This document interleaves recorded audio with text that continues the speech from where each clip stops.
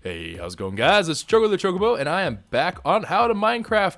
And today we're going to be showing you guys another awesome episode of amazing things that have happened here. And you may notice that the land has been flattened out a little bit. I'm purposely trying to avoid showing you guys too much because I kind of spoiled a little bit already. But we're technically still in the heart of Phase 3. We still have to make the library, which is, of course, a very big deal. And it's going to go right into here, I believe, right next to this farm. It's not going to be too big of a library. It's going to be pretty simple, but I just haven't gotten around to building that yet, so that is the last of the buildings. But for everything else, basically, we have actually gotten a lot of work done. So we're going to do this in turn and in order. So, before we get started with that, though, you guys went absolutely crazy for support of episode 12. If you think if you think you guys, and heck, I'll even throw in my own like, because I'm going to self-promote. But if you guys think that we can crush out 700 likes for this episode, that would be amazing, because that would be like the ultimate, keep on working hard, Chocobo kind of thing. So, anyways, without further ado, let's talk about Phase 3. So in Phase 3, the name of the game here is to get the buildings all set up for all the different kinds of professions, for the different villagers and all that stuff. So we've added quite a few buildings here, and I'll be sure to tour you guys like everything.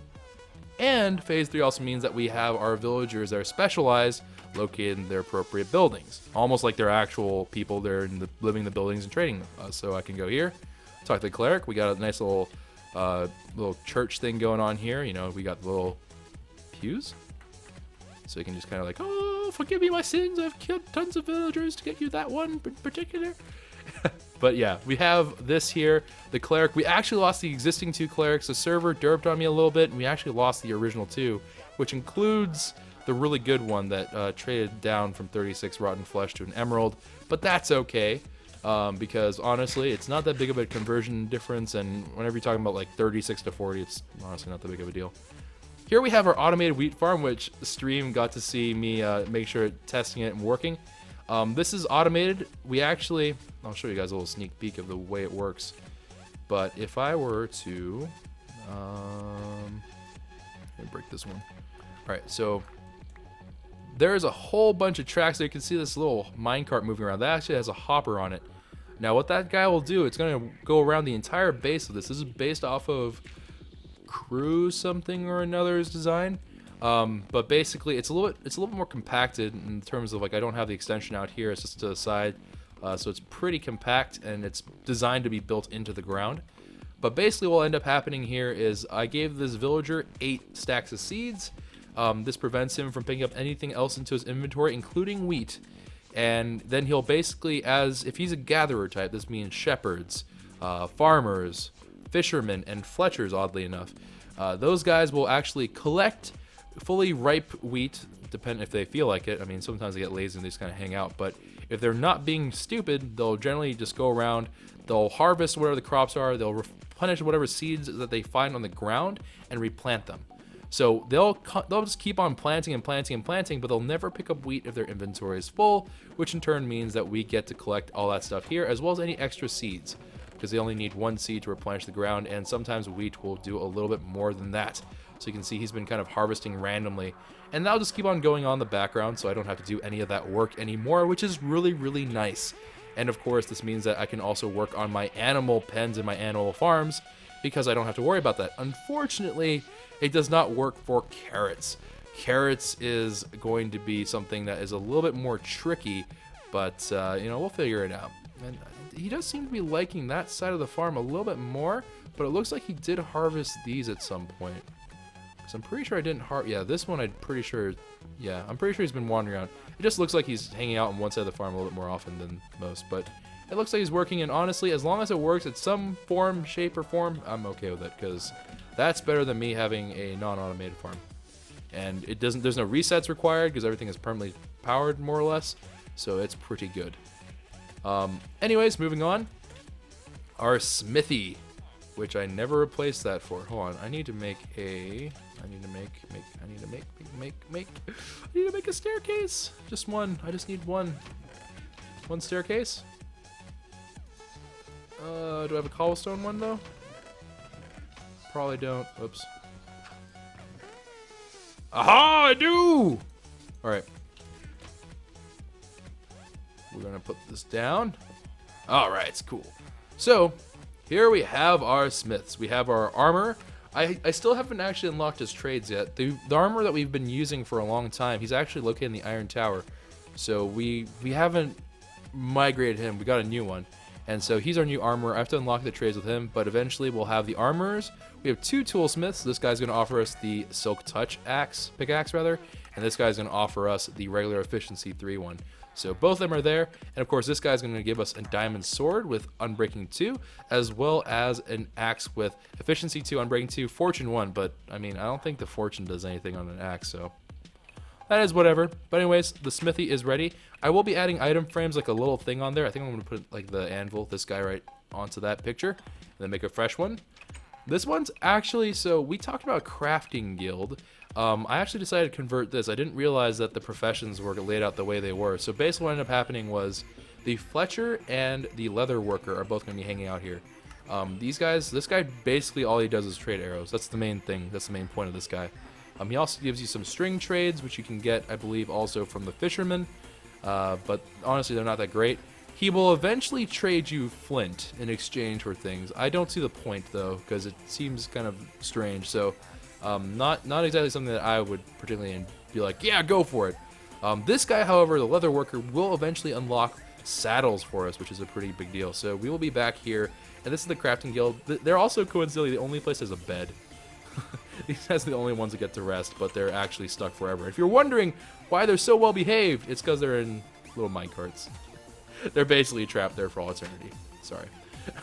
But anyways, nothing really to report on the animal side of things. They're still in their little pens. The iron golem has migrated over to the sheep, and that's just kind of whatever. We have some more villagers, of course, still making more villagers for us, because I'm curious to see whether or not we can get some more dudes. Maybe get a little bit better of a cleric and stuff, but we'll see. Cobblestone generator still going strong, hanging out. Let me just make sure that it's still operating. Yep, replenishes, perfect. So we got that going on, which is nice. We still have our potato farm. Eventually this will probably become antiquated, and we might move it somewhere because it's kind of in the middle of the village a little bit, and I don't know how I feel about that. We also might keep it in its current form. Maybe just leave it there as an extra farm and then plant carrots here, because carrots obviously are not replenishable currently. I might shift it over one so it's a little bit more even, and that way we have just 4 columns of the stuff, and then we can have 2 columns for carrots. So definitely a possibility for our lovely farm, but that one I'm going to have to automate. Well, I mean, I can automate this, but it's honestly, I don't think it's worth the trouble. We might think about that later on. It's really low on my priority list. I don't see the point of doing it very often, because these are relatively easy to take care of because you just plant wherever you reap. We also have a little bit of carrots. We did find some. We actually found a little bit more actually recently from some zombies, which is pretty cool. And so we have some carrots going on here, which means that we can officially breed our pigs, but I'm holding off on the breeding thing for a little bit longer, just because it doesn't really make much sense for me at the moment to do pig breeding, because I don't have a good way of doing that. And we have our own little sugarcane farm. It's not the most efficient thing in the world, but it gets the job done.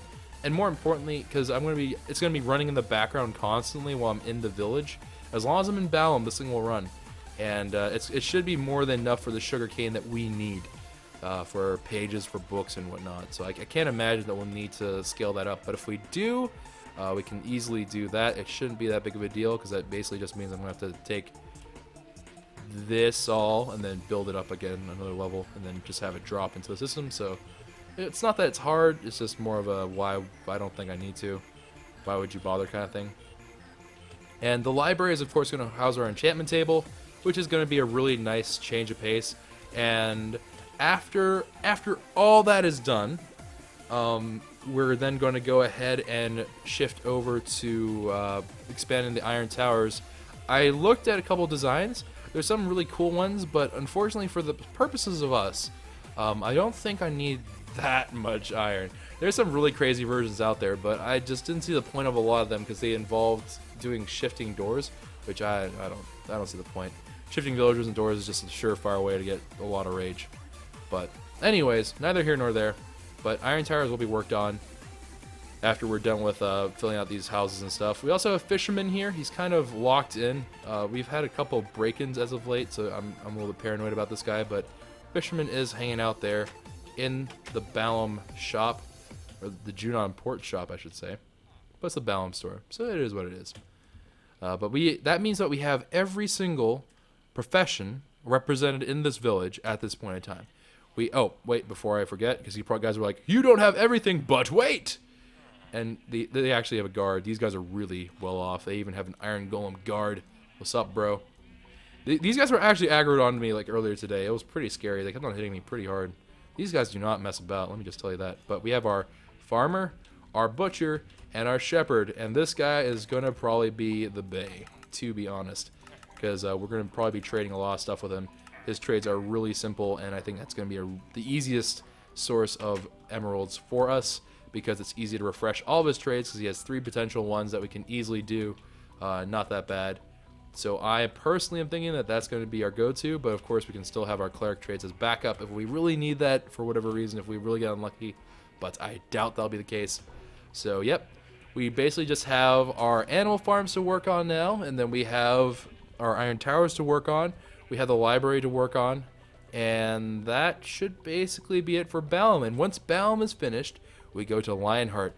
Lionheart is going to be my actual base. So this is all Balam, right? This isn't for like my own personal usage in terms of I'm not going to be planning to live here, for example. But I will, however, be using Balam for kind of trades and stuff like that. And definitely it's going to be part of the kingdom, which working name is Quay Kingdom, or Kingdom of Quays. But for right now, I think that this is going to be more of it's like a home away from home. It's like my summer house, sort of. Except not a summer house. So pretty exciting, pretty cool, and it is all quite a bit of stuff. So yeah, we got a lot, like this is a lot of progress in my opinion. Just we got a lot of stuff in general done. We have what, 3 automated versions of farm systems. This isn't quite fully automated. Okay, we are gonna have to do this. I think that will fix that problem. All right. And then I'm going to have to murder him. Oops. We can fix it. Now, I don't think these zombies, I made it so even if they want to get at them, they don't really have a really good way of doing that. Unless I knock them up in there, which would have been really awkward. But, what in the hey, where are you people coming from? I dare you.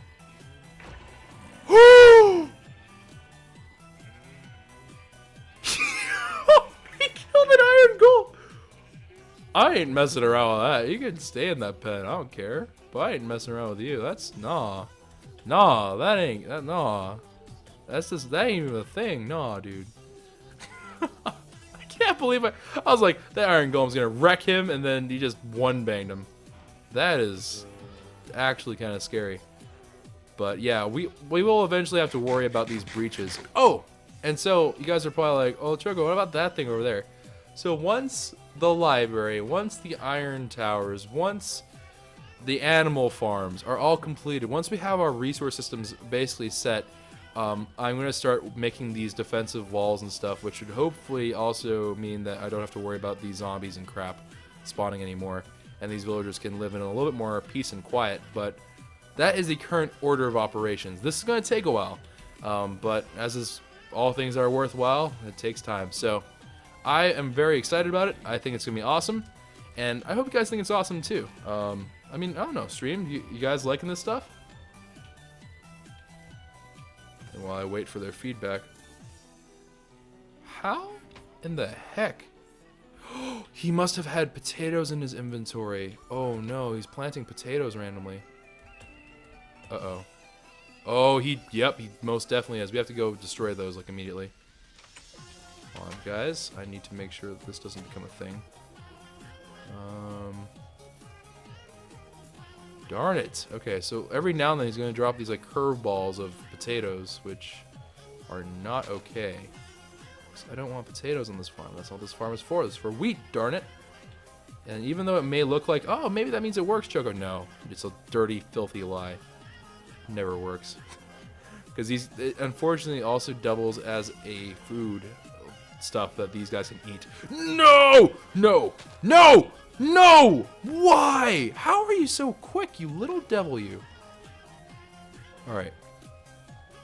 Man, he had a lot of potatoes. He must have been one of the OG villagers then, because like that, dang, he had a lot of potatoes. Okay. Well, every now and then, I guess he's just gonna plant some potatoes. Eventually he'll run out, which should make it okay, but the only thing that might be a problem is if he picks up wheat right after he runs out of potatoes. Then we'll have some issues, but even then, he'll eventually run out of food, I'm pretty sure. Either he'll get so overstocked in wheat that it won't be a problem, but whatever. It may drop our efficiency a little bit. It's not that big of a deal, but that, oh man, it's kind of a bummer though. It was going so well, and then he had to be an idiot. Oh well, that's okay. But yeah, ooh. Oh, huh. I was like, I heard a zombie. Where? I just don't want them to get into. I really don't want them to get in there. If they get in there, it's gonna be pretty bad. But, yep. Oh, we also added quite a few torches. Besides kind of like flattening a lot of land, we added quite a few torches everywhere in an effort to not get all of our villagers killed, which has been an ongoing struggle, but it's more or less been working for us. And a lot of people have been asking, you know, from the previous episode, Chocobo, how in the world did you get that many levels? We're all really curious. We want to know the truth. We think you're hacking. I've even gotten some people saying, like, Choco, you clearly cheated those in. There's no way you got that many levels legit. We absolutely did. We set up a farm. So I'm also going to be showing you guys the Pigman farm today. And I very, very politely and humbly request that you guys do not talk about this farm to that many people. It's not that it's necessarily a big secret or anything like that, but I don't want people to be kind of going around talking about this and then everyone being like, oh, well, there's this farm, and then everyone requesting to use the farm, because that kind of defeats the point of it. Because one of the reasons why I built it the way I did, it was like, oh, I want to have this like really cool thing that's exclusive for just like the projects that we're doing, and then just Quay Nation and stuff. So the Kingdom of Quay, the Quay Kingdom, politely requests that you work with us in this endeavor. And I am really liking, like, I originally had some doubts about this kind of like crazy way of having to get up here, but it's kind of fun, honestly.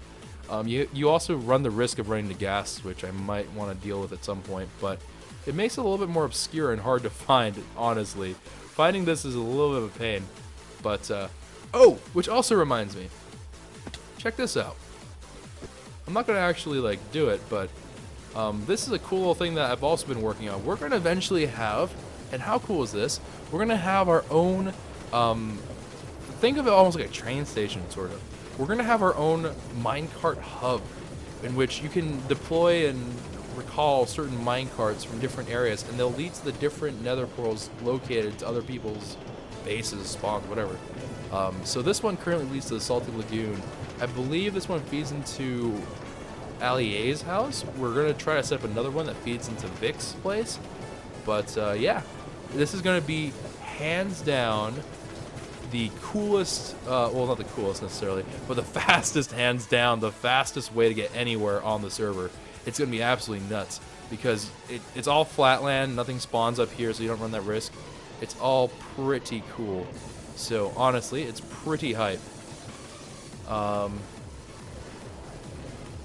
Yeah, it's pretty good. And obviously this is a very simple track system right now. I purposely did that because I didn't want to worry about too much stuff about tracks and the way they work right this moment, just because of the fact that it doesn't make sense to worry about it right now. But eventually we will, as we have like more places to send the tracks off to and stuff like that. But for the time being, not right now. All right, and then I also need to remember. I have to remind myself actually. I can do this right now because this has been driving me a little bit on the nutty side. Alright, and then I can just do that. And then, ooh, perfect. We actually have all the stuff we need. Then let's one stone for the button. Alright, and let me just, okay. We're gonna actually break you with the button right on top, and then yep, alright, cool. Nope, I want to get off. No, come back. Alright. But yeah, we'll eventually get that working. But anyways, to the Pigman farm. Enough sidetracking. More Pigman farm. Got to climb higher, higher into the things. And there it is. You guys can see it.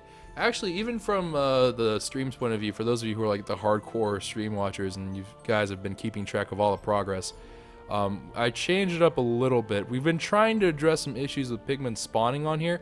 I have 22 deaths now, which is a lot more than I was hoping to have on the server, honestly. But it was so weird because every now and then there's just certain gaps on this farm, right? But it's just trying to find all the different places where they can glitch through is pretty annoying and hard. And of course, there's a couple of things here and there because I use so many slabs. And I also added this Nether portal, which is it actually acts in a weird, funky way. So I disabled it for now because I'm going to try to find a more efficient way because I didn't realize how far away I built it. But anywho's the doodles. Yeah, this is the Pigman farm, and I've obviously added quite a few things for defense in terms of the trapdoors, but look at that. Just look at it. Just take in this moment. So I'll give you guys a second. I'm going to take a drink here as a victory drink because this makes me happy. Every time I look at this, I just get happy inside. Because I think about how miserable our lives are in Hunger Games, or not Hunger Games, in UHC, looking for gold, and now I'm just like, nah.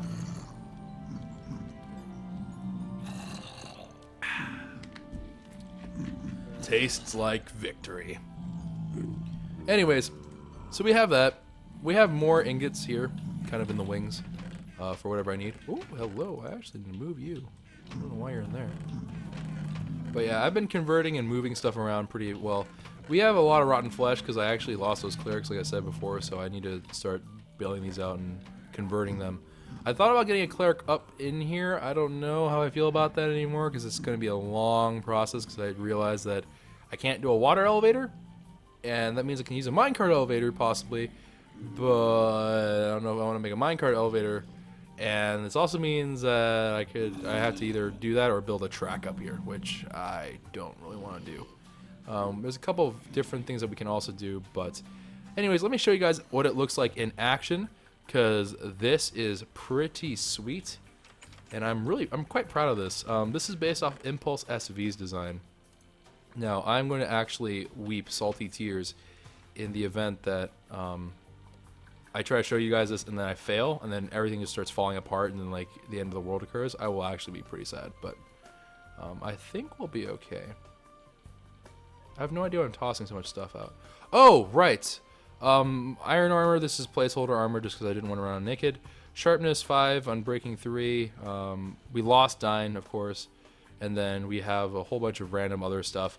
We'll start making a really good gear. We do have that Prot 4 gear running around, except I need to get, I think, new boots or something like that. But it should be fine, honestly. And yeah, alright, so let's go ahead and demonstrate how this works. So we're going to hop in here. I'm going to flip that switch. And then it takes a little bit of time, but basically what's going to end up happening is a little timer is in there. It's going to shoot me forward onto this track. You can see some zombie pigmen have already fallen in. We're going to throw a snowball at this guy. He's name tagged so he won't despawn. It aggroes all the pigmen because in 1.8, the pigmen actually group aggro, so they'll call for reinforcements. They'll fall down the trapdoors into the crushing system, and they'll get crushed. And then whenever they get crushed, as long as they're flagged as aggroed, they'll actually drop experience, their loot, different stuff like that. So you can see some of this experience kind of leaking out. And then as you do this longer and longer, up to a certain point obviously, but like maybe about 3 trips or so, it really starts to pick up because you get the maximum number kind of falling into there, or a pretty good number. And they just do this for a while, and it's fully AFKable. So I have done this before where I just kind of leave it on overnight, I go to sleep, wake up, and voila, I have tons of levels. I have been running diagnostics on this one just because it has been giving me a little bit of issues in terms of whenever I run this pigman farm. Sometimes something really bizarre happens. I've literally collected like 5 raw chicken from one night of this stuff, which means that those little suckers, those little baby pigmen on top of chickens, they're spawning in too, and a couple of them try to kill me, which is really obnoxious. But it's still pretty efficient. The only thing that still happens as far as the current diagnostic tests have found is that we get magma cubes. and that's with a really long run time. It's been pretty solid so far, but that's not getting really annoying when it takes off. While I talk to you guys for a little bit here. But yeah, magma cubes occasionally will jump around. They'll kind of plop themselves down onto there. They don't really cause much issue or any problems, but they do hop around like idiots. They don't really do anything though, so it's not that big of a deal. But this is the Pigman farm, and then you can just keep on doing this over and over again, and pretty cool stuff, honestly. And snowballs are not that hard to come by, so it's basically infinite. And if you really want to, I was kind of wondering about this a little bit, but I'm pretty sure this would work. I think what you could even do if you were being a real cheapskate about it is you could just reflag an aggro flag, and you can do that by like you can possibly just do it so at the very beginning of everything you punch you drop one into that chute at the start of everyone. That wouldn't be that hard to do. It would just take a little bit of time. A little bit extra time, but this one's pretty automated, and this is extremely simple and easy to use. So that's how I get my levels. Proof I am not just cheating in. What was it? One guy said I cheated in 9,000 enchantment bottles, which is quite the imagination. But nah, this is what I have going. I'm pretty sure this is the most efficient XP grinder on the server at the moment, because it's pretty good. You get a decent amount of levels. I think it's like what, every 2 minutes or so you get a level, something like that. I don't know the exact numbers, but you get a pretty decent number. Maybe it's like 3-4 minutes, but it's a pretty low number, and that's of course after you've passed 30 like quite a ways, so pretty nice.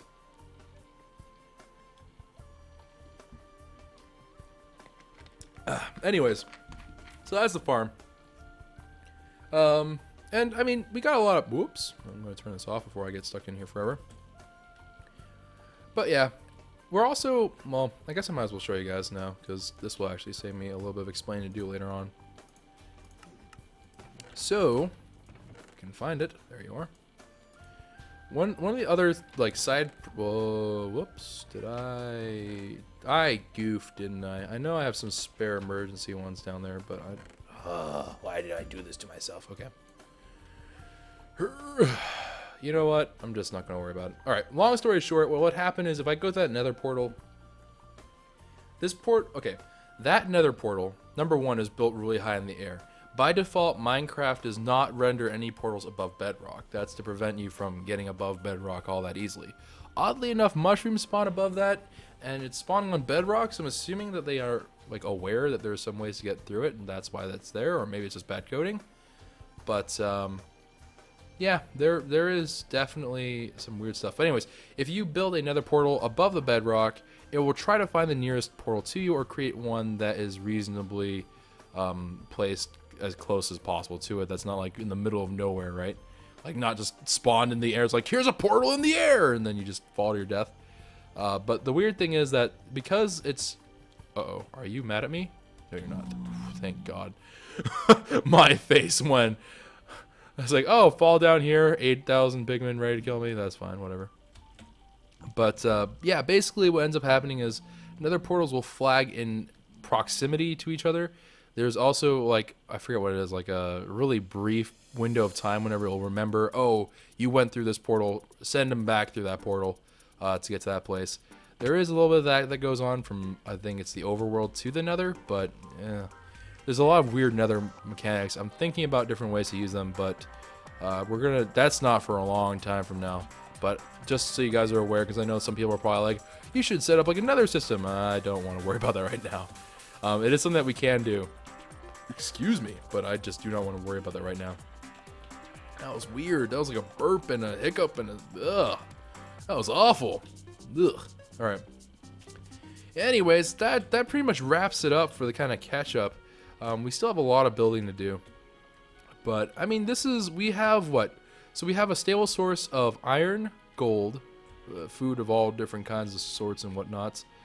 Let's see, we have potatoes, we have carrots, we have wheat, we have, of course, all these guys. And now that I have carrots, I can breed these guys and make pork chops if I want to.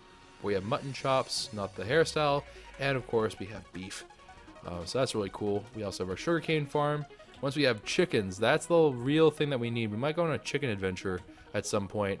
And we also have to get our horses, because this here is the barn. Actually, I don't even think I showed you guys the inside of the barn. But basically, there's the barn. I think the horses, we might actually have to replace this with glass, because glass acts like air, and then, yeah, okay, we'll have to do that. So we're gonna replace this with glass, but eventually we'll have like horses stabled in here. It's not a very large space, but it should be large enough that they can comfortably fit in here. I might make it so it's just one per side, put a couple hay bales and stuff down, but yeah, pretty straightforward, pretty nifty, I think, and pretty good stuff. It's pretty nice. So we do need a horse as well. So right now, the animals that we need to gather, actually, which would be nice to think about as well, is cats for anti-creeper measures, because dear God, are they annoying. We also have to worry about, well, not worry so much, but we also have to get chickens, and we have to get horses. So chicken, horses, and cats. It's really weird. It's a really weird group of animals. But anyways, I hope you guys enjoyed this episode of How to Minecraft. If you did and you're really excited to see this project keep on going forward, be sure to crush that like button for me. It does help me out a lot. Subscribe to the channel if you are new and you enjoy Minecraft stuff from me.